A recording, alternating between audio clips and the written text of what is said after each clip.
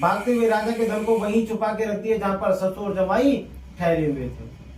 जब दूतों ने उस साधु वैश्य के पास राजा के धन को रखा देखा तो वे दोनों ही बांध कर ले गए और प्रसन्न से दौड़ते हुए राजा के समीप जाकर के बोले, यह दो चोर हैं, हम चोर पकड़ के लाए हैं, इन्हें देख करके आज्ञा दें।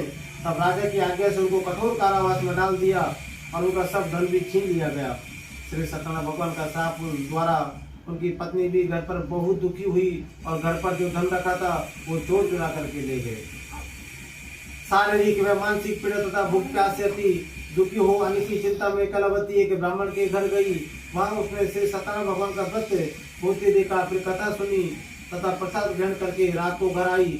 माता ने कलावती से कहा, हे पुत्री, अब तक तू कहाँ रही, तेरे मन में क्या है? कलावती बोली, हे माता, मैंने एक ब्राह्मण के घर में श्री सत्यनारायण भगवान का व्रत देखा है। कन्या के वचन सुन करके लीलावती भगवान की पूजन की तैयारी करने लगी और लीलावती ने परिवार और बंधु बांधवों सहित श्री सत्यनारायण भगवान का पूजन कर और वर मांगा कि मेरे पति और दामाद शीघ्र घर आ जावे।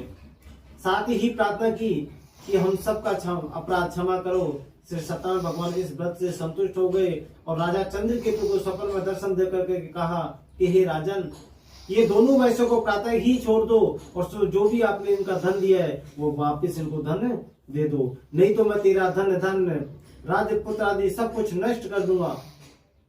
राजा के ऐसे वचन सुन करके भगवान अंतर ध्यान हो गए। प्रातःकाल राजा चंद्रकेतु ने सभा में अपना स्वप्न सुनाया, फिर दोनों वणिक पुत्रों को कैसे मुक्त कर सभा में लाया। दोनों के आते ही राजा नमस्कार किया। राजा मीठे वचनों में बोले कि हाँ महानुभावों, भाभी बस ऐसा कठिन दुख प्राप्त हुआ है, अब तुम्हें कोई भय नहीं है।